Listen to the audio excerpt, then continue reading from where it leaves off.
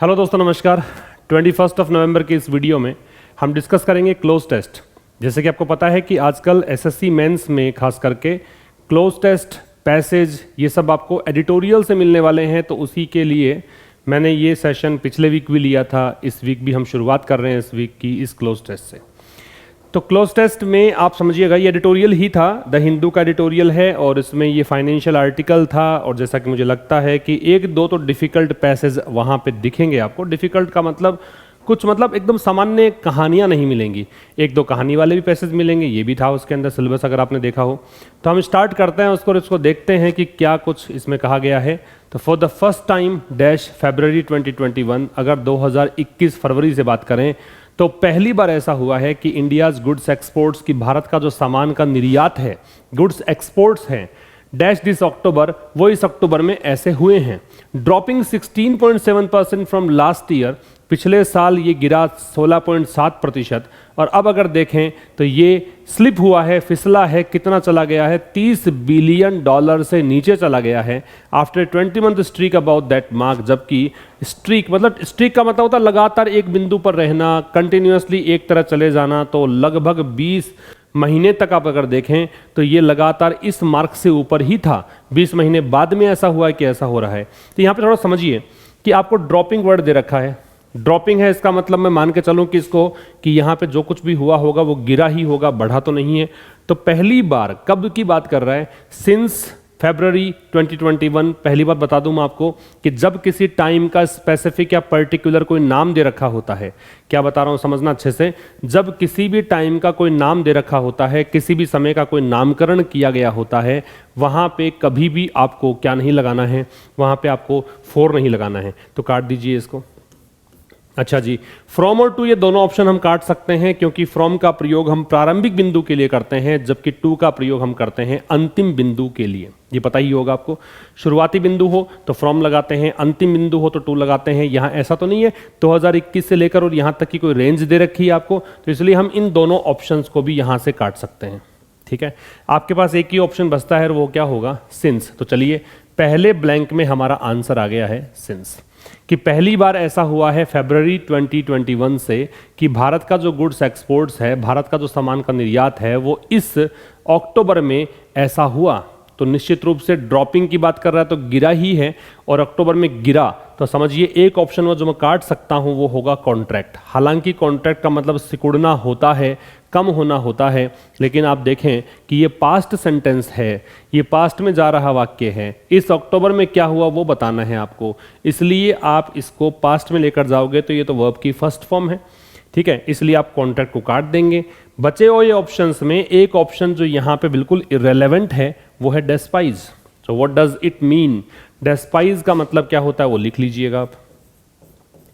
जो ये वर्ड है डेस्पाइज, इसका मतलब होता है लॉथ, या फिर आप इसे कहेंगे हेट, या फिर कहेंगे डिटेस्ट। मतलब नफरत करने को हम क्या बोलते हैं, डेस्पाइज बोलते हैं। नफरत करना, घृणा करना, उसके लिए एक वर्ड होता है क्या, डेस्पाइज। ठीक है, तो यहां पे ये भी नहीं आने वाला। बचे दो, इन दो में देखिएगा एक्सपेंडेड दे रखा है। एक्सपेंड का मतलब होता है विस्तार होना, बढ़ना, जबकि आप देख रहिए ड्रॉपिंग दे रखा है। ड्रॉप है तो फिर बढ़ेगा भी कैसे, इसको भी काट सकते हैं। आपका ऑप्शन आ जाएगा साहब श्रैंक। ठीक है, और मैं अगर इसकी तीनों फॉर्म बताऊं आपको तो श्रिंक होती है वर्ब की फर्स्ट फॉर्म, श्रैंक होती है वर्ब की सेकंड फॉर्म, और श्रंक होती है वर्ब की थर्ड फॉर्म। ठीक है, SHRUN के श्रंक। तो श्रिंक, श्रैंक, श्रंक, सिकुड़ना या कम होना, ये इसका मतलब होता है। तो आपके पास दूसरा ऑप्शन भी आ गया है, और दूसरे ऑप्शन में आप फिल कर देंगे क्या, श्रैंक। अब एक बार फिर से पढ़िए कि पहली बार कब से, फरवरी 2021 के बाद पहली बार ऐसा हुआ है कि भारत का जो गुड्स एक्सपोर्ट्स है वो इस अक्टूबर इतना सिकुड़ा है, संकुचित हुआ है, गिरा है। और कितना गिर गया है, 16.7% गिर गया है पिछले साल की तुलना में अगर बात करें। और ब्रैकेट में दे रखा है 16% गिर गया है सितंबर 2022 से, डैश स्लिप बिलो $30 बिलियन।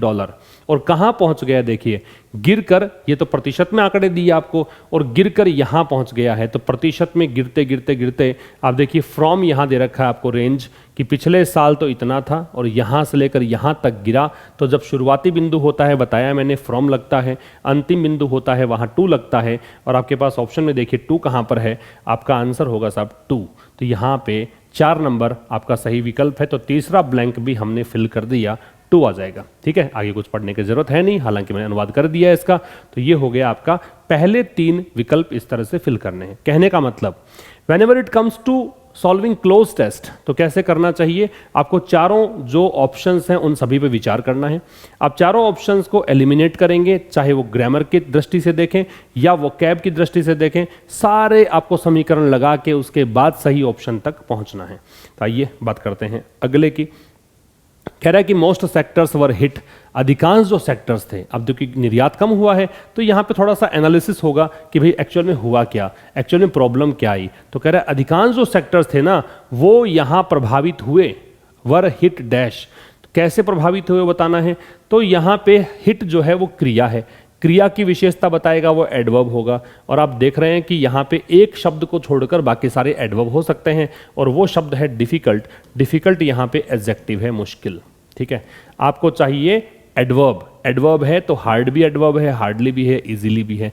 तो बहुत अधिकांश सेक्टर्स, मोस्ट का मतलब यहाँ ऑलमोस्ट है, अधिकांश सेक्टर प्रभावित हुए और बहुत ज़्यादा प्रभावित हुए, यही कहना चाह रहा है। तो यहाँ पे इजीली तो वैसे भी रेलेवेंट नहीं है कि आसानी से प्रभावित हुए, ऐसा तो मीनिंग निकलेगा नहीं। आपके पास बचे 2 ऑप्शन कि हार्डली हुए कि हार्ड हुए।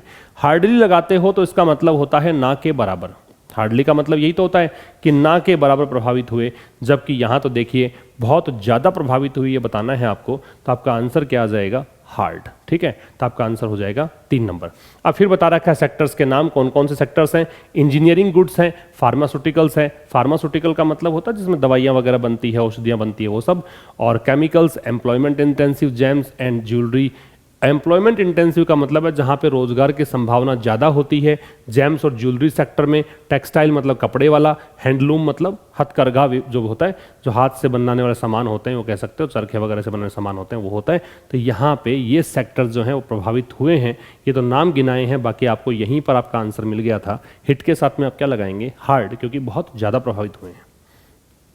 आगे आइए, जस्ट 6 सेक्टर्स रिकॉर्डेड। अब कह रहा है कि केवल 6 सेक्टर्स ही ऐसे थे जिसमें रिकॉर्ड किया गया।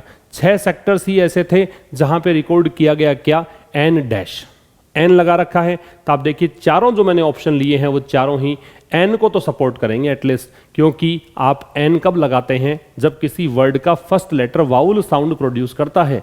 वाउल साउंड का मतलब ए से लेकर ए तक की ध्वनि देता हो। हिंदी में अगर देखें आप, ए से ए तक के जो साउंड होते हैं, हालांकि हिंदी से कोई रिलेशन है नहीं इसका, लेकिन इसलिए बता रहा हूं क्योंकि जब आप फोनेटिक्स पढ़ते हैं तब तो खैर जान ही जाते हैं कि 44 लेटर्स का पूरा खेल है, 44 साइंस का पूरा खेल है। लेकिन चूंकि अगर वो नहीं पढ़ा है तो आपको इस तरह से याद रखना पड़ेगा कि हिंदी के जो आपके स्वर हैं ए से लेकर ए तक, वहां के अकॉर्डिंग, उसके अकॉर्डिंग आपको एन लगाना पड़ता है। तो यहाँ पे सभी का अगर प्रोनाउंसिएशन देखेंगे तो एनहांस, ये एन मतलब ए लग रहा है, अपटिक ए लग रहा है, इंच ई की ध्वनि है, इलिसिट ई की ध्वनि है। अब बता दूं मैं इनके मतलब। इलिसिट का मतलब होता है इलीगल। ठीक है, अगर इंच, वैसे तो इंच एक मेजरमेंट यूनिट होती है, मापने की इकाई है, लेकिन इंच अगर वर्ब के रूप में लें तो धीरे धीरे आगे बढ़ने को बोलते हैं। ठीक है, to move ahead slowly. Uptick का मतलब इंक्रीज होता है, अगर मैं इसको लेता हूं नाउन के रूप में तो ये होगा इंक्रीज। अपटिक का मतलब क्या है, इंक्रीज, तो ये है इंक्रीज। और एनहांस का मतलब क्रिया है, ये पहली बात तो ये क्रिया है और इसका मतलब होता है इंक्रीज, बढ़ाना। आपको क्या चाहिए पहले वो देखो। तो सीधी सी बात ये है कि एन लगा रखा है, डिटर्मिनर लगा रखा है, तो इसके बाद में आपको चाहिए नाउन, और नाउन अगर चाहिए तो ये ऑप्शन तो काट दो, ये तो वर्ब है। बाकी बची इलिसिट, इससे फर्क पड़ेगा नहीं क्योंकि ये तो कोई ऐसा वर्ड यहाँ पे आने योग्य है ही नहीं।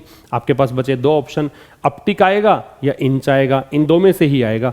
तो आप यहाँ पे आंसर करेंगे अपटिक, क्योंकि इंच आगे बढ़ना धीरे धीरे।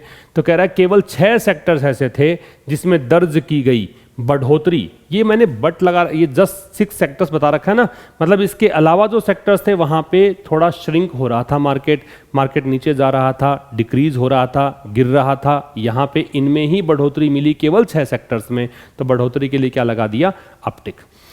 और कौन से हैं वो 6 सेक्टर्स? तो इसमें इलेक्ट्रॉनिक गुड्स हैं, मतलब बिजली के सामान हैं, dash the only manufacturing segment. और बिजली का सामान जो है वो केवल एकमात्र ऐसा सेक्टर है जो निर्माण क्षेत्र में आता है, मैन्युफैक्चरिंग सेगमेंट में आता है। सेगमेंट का मतलब स्पेयर है, क्षेत्र है।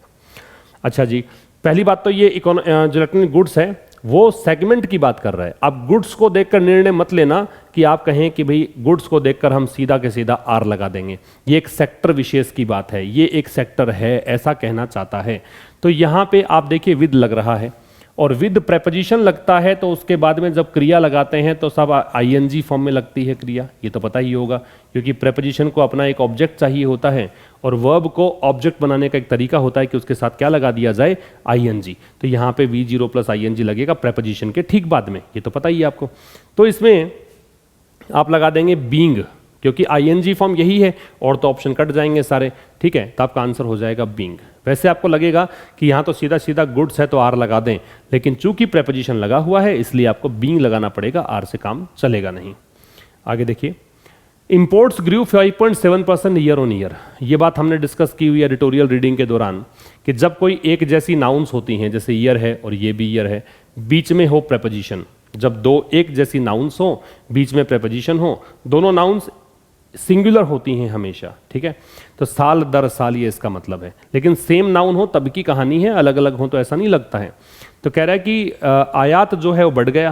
भाई किसी देश का आयात बढ़ रहा है, निर्यात घट रहा है, इसका मतलब सीधी सी बात है इकोनॉमी जो है वो नेगेटिव तरीके से प्रभावित हो रही है, वो अफेक्ट हो रही है और नेगेटिव तरीके से प्रभावित हो रही है, नेगेटिव तरीके से अफेक्ट हो रही है। तो इंपोर्ट्स जो हैं वो बढ़ गए 5.7%। अगर साल दर साल देखें, expanding the countries trade deficit, मैंने जैसा कि कहा कि इससे घाटा होता है, इससे इकोनॉमी जो है विपरीत तरीके प्रभावित होती है। तो जब ये सब कुछ बढ़ा, आयात बढ़ गया, निर्यात घट गया, तो इससे देश का जो ट्रेड डेफिसिट है, व्यापारिक घाटा है, डेफिसिट का मतलब घाटा, वो 50% से ज़्यादा, ठीक है, वो कहाँ पहुँच गया, वो $26.9 बिलियन, ठीक है, यहां तक आ गया ये घाटा। तो इसलिए 2 लग जाएगा, क्योंकि ये तो बताया आपको प्रतिशत में, और फिर व्यापारिक घाटा जो है वो कितना हो गया ये कहना है। ये कंट्री का जो ट्रेड डेफिसिट है वो बताया कि ये तो ग्रो हो गया और होता होता होता होता कहाँ पहुंच गया, यहां पहुंच गया। तो 2 लगेगा। 2 लगता है डेस्टिनेशन से पहले कि आप अंतिम बिंदु किसकी बात कर रहे हो, कहां पहुंचाया है, तो इसलिए 2 का प्रयोग करना है। नेक्स्ट देखिए, this is the 4th straight month. अब ये कह रहा है लगातार चौथा महीना है, 4th स्ट्रेट मंथ है of A $25 billion plus goods trade deficit, कि भाई 25 बिलियन से ज़्यादा का व्यापारिक घाटा होते होते 4 महीने हो गए हैं। Dash hit a record $30 billion in जुलाई।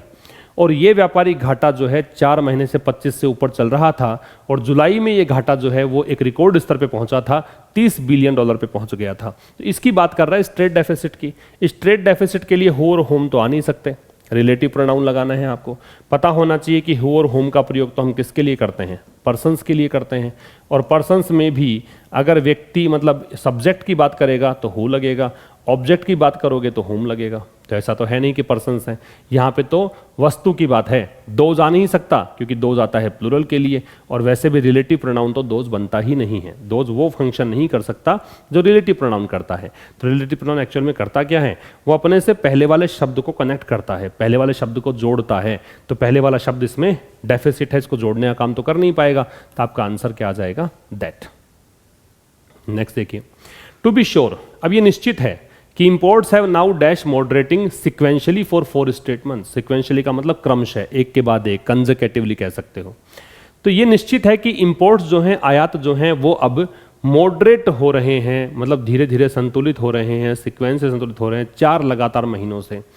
तो देखिए यहाँ पे आ रहा है हैव, और हैव के साथ आप बी नहीं लगा सकते, हैव के साथ आप बीइंग नहीं लगा सकते, और स्टिल तो खैर वैसे भी नहीं लगेगा, स्टिल तो इवन नाउ के अर्थ में आता है, एडवर्ब है ये। तो हैव के साथ आप क्या लगा सकते हो, क्योंकि ये प्रेजेंट परफेक्ट कंटिन्यूअस बन रहा है, मॉडरेटिंग आईएनजी दे रखा है, तो बीन लगेगा, हैव बीन। तो ये निश्चित है कि भाई इंपोर्ट्स जो हैं वो अब मॉडरेट हो रहे हैं, मतलब आयात अब कम हो रहा है सिक्वेंसली 4 महीनों से, और ड्रॉप हुआ है कितना, मतलब सितंबर से अगर देखें तो 7% ड्रॉप हुआ है, और 8 महीने का है ना, सितंबर से 7.3 से लेकर ये रेंज हो गई यहाँ से लेकर और यहाँ तक, तो 2 and 8 month डैश।